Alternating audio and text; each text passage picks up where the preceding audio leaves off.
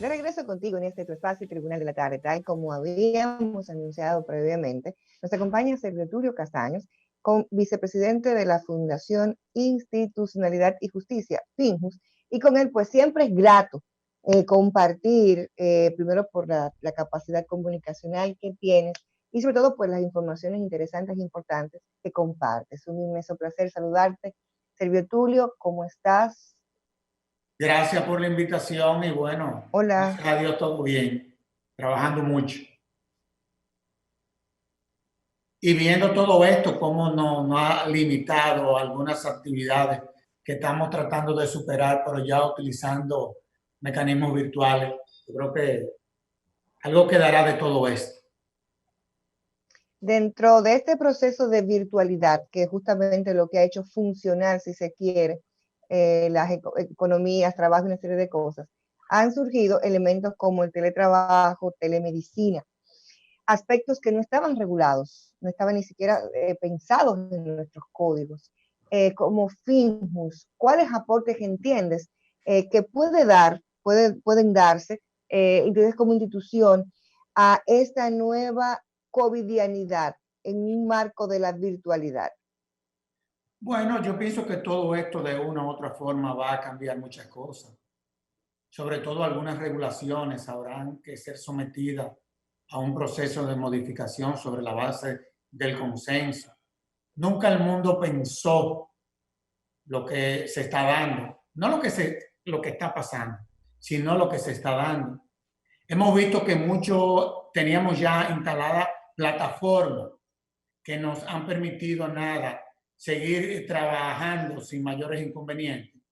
Pero la realidad es que todo esto nos ha hecho cambiar. Parecería que esto va a tomar un tiempo y yo creo que de lo que se trata es de que los ajustes que se tengan que dar, sobre todo en el área de las telecomunicaciones, en todo lo que tiene que ver con los mecanismos audiovisuales, vuelvo y te reitero, yo creo que tendrán que revisarse y eso es de lo que se trata.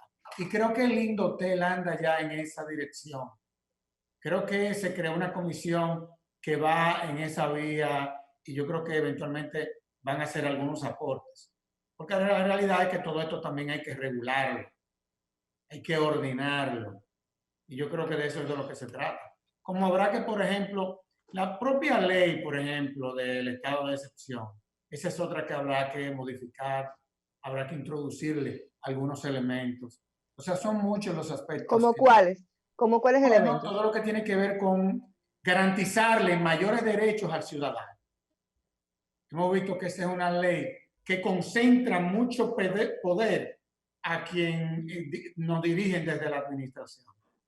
Y de una u otra forma, parecería que muchos de nuestros derechos se suspenden con la ley que nosotros tenemos como estado de excepción. Y yo creo que hay cosas ahí que hay que revisarlas en honor a la verdad. O sea, el Estado de Derecho nunca estará en cuarentena. Nosotros tenemos un problema sanitario, pero nosotros no tenemos un problema que puede eventualmente afectar la seguridad jurídica o el Estado de Derecho. Y yo creo que ahí es que eventualmente se va a dirigir la discusión. Son Sí, muchas cosas, honestamente hablando. Y yo Sergio, creo que se está dando el momento también de que en nuestras instituciones puedan hacer sus aportes. Por ejemplo, yo no sé si ustedes han visto las posiciones que ha venido asumiendo FINO, por ejemplo, en todo lo que tiene que ver con las compras y contrataciones, en todo lo que tiene que ver, por ejemplo, con el tema de los desechos sólidos y los incendios que permanentemente se dan en nuestros vertederos, porque a fin de cuentas están faltando una serie de regulaciones que, sin lugar a dudas, pueden ordenar ciertas actividades que se venían realizando en la República Dominicana, pero que en el marco de este estado de excepción, bueno, se han reflejado sus debilidades. Esa es la realidad. sí, Servio Tulio, la justicia también se debería de, no sé si adoptar reglamentos en casos como este, porque hablaba ayer anoche con una amiga que me decía que una hermana de ella que tuvo una situación y estaba detenida en el Palacio de Justicia y se le había dictado medida de coerción. Sin embargo, ella todavía permanece en prisión por el tema de que la justicia prácticamente está paralizada. También el caso de una doña que con lágrimas me explica que ya su hijo cumplió condena en la cárcel de Najayo y que sin embargo lo atrapó este tema de la pandemia y ya tiene 1 o 2 meses todavía en la cárcel después de haber cumplido. No, y déjame decirte, con relación a ese tema se han realizado múltiples esfuerzos desde inclusive el propio Poder Judicial. Inclusive ya se están reglamentando. Precisamente hoy el Consejo del Poder Judicial va a reglamentar una serie de aspectos que van en la dirección de darle respuesta a esas deficiencias que se han presentado. Pero no es ahí únicamente que se dan esas situaciones. Para que tú tengas una idea, la jurisdicción inmobiliaria en los actuales momentos está totalmente parada. Y eso ha creado una serie de inconvenientes, sobre todo el sector financiero. Me explico. Parte de los fondos que el Banco Central ha liberalizado, lo ha liberalizado para que la banca lo preste a los fines de que las empresas no se vean afectadas más de lo que se han venido afectando con este proceso. Pero ¿qué pasa? Que los créditos que se han venido aprobando no se han podido inclusive inscribir en la jurisdicción inmobiliaria. Pero ¿cuál es el problema que se da? Que como la superintendencia de banco le requiere a la banca que antes de desembolsar los créditos tienen que estar inscritos en el registro de títulos, entonces ahí hay un problema. Muchos de los préstamos grandes que probablemente la banca haya aprobado no se han podido registrar en la jurisdicción inmobiliaria.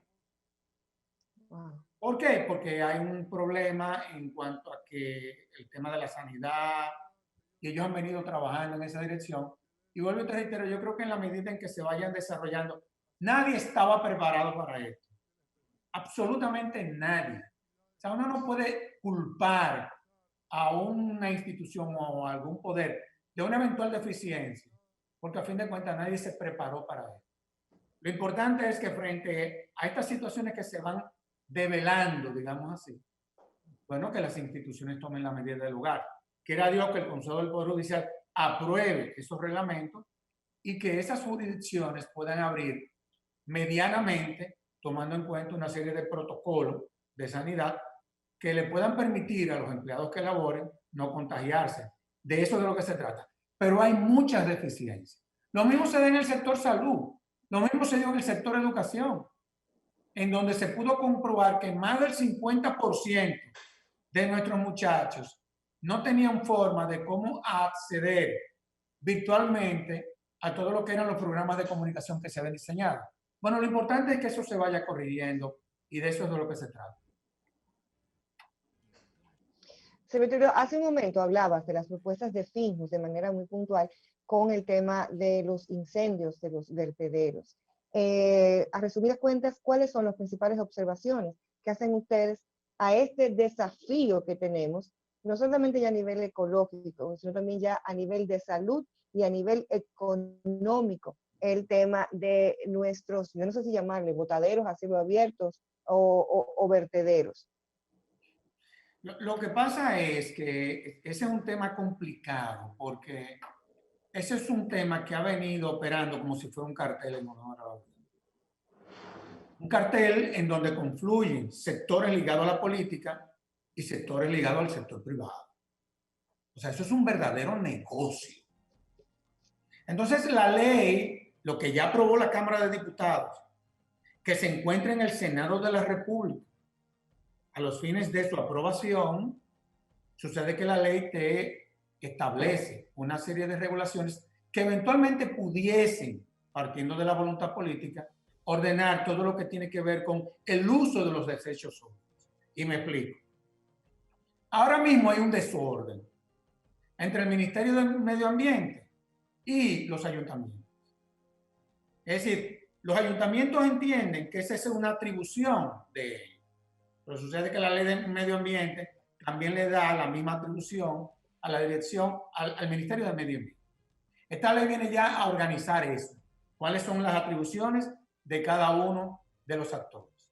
Pero también te crea un fondo, te crea un fideicomiso para todo lo que tiene que ver con el manejo de los desechos sólidos, una comisión en donde confluyen todas las instituciones, te establece un sistema de consecuencias, es decir, desde sanciones administrativas hasta sanciones civiles y finalmente sanciones penales que van hasta los 10 años. Te crea una comisión interinstitucional, es decir, es una ley modelo que se ha venido implementando en muchos de los países del área que va a resultar en principio, vuelvo y te digo, si hay voluntad política, pudiese ser eventualmente exitosa su implementación. Pero vuelvo y te reitero, esto es un cartel y por eso es que tú ves que ha habido esa resistencia desde un sector de la clase política y desde un sector del sector privado. Ojalá y que en esta ocasión, todo lo que hemos visto que ha venido pasando, ojalá se imponga y que se apruebe la bendita ley y que se creen las condiciones. Pero vuelvo y te reitero, o sea, el negocio de la basura es un negocio rentable, es rentable en todos los países del mundo y sobre todo que la ley te establece una serie de parámetros de cómo tú preclasificar los desechos y de una forma tú ordenar el manejo de los mismos. Déjame decirte, nosotros tenemos una basura de calidad. Suena feo eso. Pero nosotros tenemos una basura de calidad, para que tú lo sepas. ¿Por qué? Porque nosotros el 60 o casi el 70% del contenido de la basura en la República Dominicana es orgánico. Orgánico. Es una fuente de recursos. Claro. Y es una oportunidad incluso para generar energía, una serie de beneficios. Aparte de que tú puedes crear fuentes de energía, como tú decías ahí. Pues eso es un verdadero negocio. Obviamente, alrededor de todo esto, históricamente, ha operado una cúpula que no ha habido forma de tú desmontar eso. Y yo creo que eso, el presidente tendría que, o el partido de gobierno tiene que manifestar una voluntad como más clara. Y te voy a decir por qué. Porque donde era difícil que esa ley se aprobara era en la Cámara de Diputados por la diversidad de actores y se aprobó, en donde se tomaron en cuenta todas las observaciones que hicimos todos. Ahora queda pendiente que sea el Senado, que lo controla el partido de gobierno. ¿Y cuál es el problema con que esa ley se ponga en agenda y se declare en emergencia? ¿Cuál es el problema? ¿Cuál es el problema? Entonces yo pienso, sobre todo acuérdate que en enero el gobierno, a través de un financiamiento del BID, cuenta con 2.500 millones de pesos para desarrollar programas que vayan en esa dirección. Porque a fin de cuentas esto tiene un elemento cultural también. Aquí vamos a tener que cambiar la forma de cómo ver el problema. Es decir, nosotros, el principal objetivo que tiene la ley es un componente educativo. Sí. Evidentemente de que tú tienes que crear programas, o sea, ya nuestros edificios tienen que, y la ley lo establece, y estarán obligados a preclasificar lo que son sus desechos sólidos. Es decir, yo creo que ese sería un avance monumental.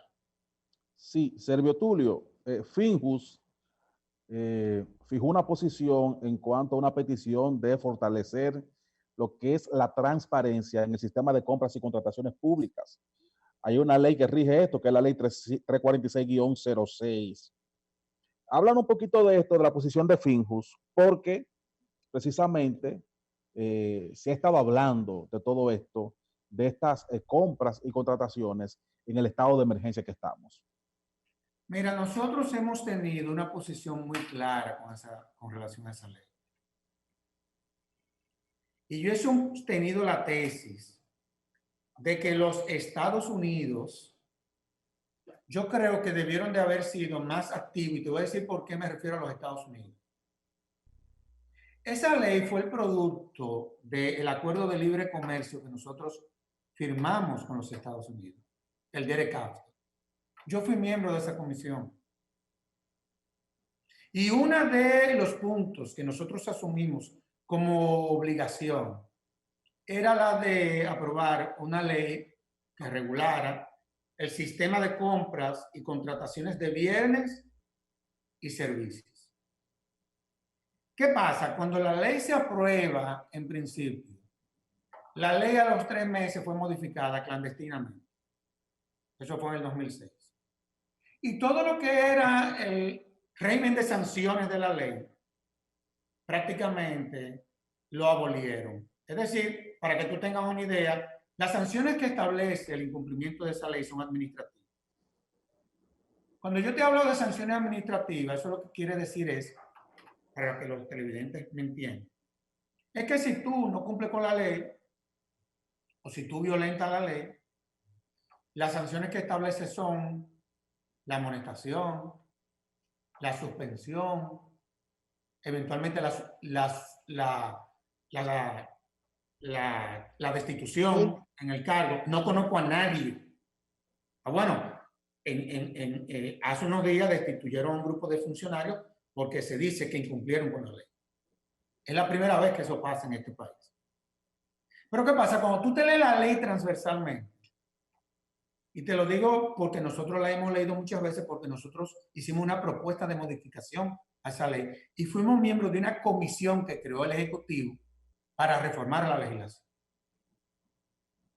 Tú te encuentras que la ley tiene una serie de lagunas en donde de una u otra forma tú puedes llegar a la conclusión, y a esa conclusión ha llegado la directora general de compras y contrataciones, funcionaria que ha hecho una labor excelente. Tú llegas a la conclusión de que las licitaciones tú las puedes manipular. Eso es así. Y por eso es que tú ves que permanentemente hay problemas con las licitaciones en el país. Por ejemplo, ¿quiénes componen una comisión de licitación en una institución? Bueno, el que dirige la institución y su subalterno. Yo te pregunto a ti, ¿qué subalterno va a contradecir al que dirige la institución en un país como el de nosotros? Entonces ahí hay otro problema. Cuando tú te vas, por ejemplo, a todo lo que tiene que ver con las licitaciones que son declaradas en emergencia, que es el caso que estamos viviendo ahora, los niveles de discrecionalidad que tiene la institución que lleva a cabo la licitación, ustedes no se lo pueden imaginar. Y te voy a dar otro dato que es el más grave. En todo lo que tiene que ver con las contrataciones de obras, suponte tú, de una carretera, de un puente, la ley no estableció un procedimiento, sino que las licitaciones se llevan a cabo sobre la base de una serie de principios que la ley estableció. En principio. Entonces, cuando uno ve la inercia, y esto lo voy a decir con humildad, pero con responsabilidad. Cuando tú has visto la inercia que ha tenido el sistema político en este país, cuando te hablo del sistema político me refiero a todos los partidos políticos. Tú llegas a la conclusión de que esa es una ley que parecería que ha servido para financiar el modelo político que se ha instalado en la República Dominicana. Yo no he visto el primer partido de la oposición que haya depositado un proyecto de modificación de esa legislación. Ellos se quejan, pero no ha habido la intención de que la ley se modifique. Y todos sabemos cuál es el problema. El problema es la ley. Tú me dirás, serio, pero los problemas no se resuelven ni aprobando ni modificando leyes. Yo te voy a decir, sí, eso es verdad. Pero es que esta ley se presta a cualquier cosa. Y eso lo hemos dicho de todas las formas, en honor a la verdad. Gracias a Servio Tulio Castaños por haber acompañado, habernos acompañado aquí en este espacio del Tribunal de la Tarde. Gracias Mildred, a es el ustedes por momento. la invitación. Sí, sí. Siempre a sus órdenes y gracias por siempre estar con nosotros y sobre todo por tener la cortesía de poder estar con nosotros desde su casa, ¿verdad? Gracias a ustedes. Bueno, Mildred, ya nos vamos por el día de hoy, invitando a los amigos televidentes a que nos acompañen mañana, cuando estaremos de 4 a 6 de la tarde por Telefuturo Canal 23 en otro Tribunal de la Tarde. Pasen todos una feliz noche.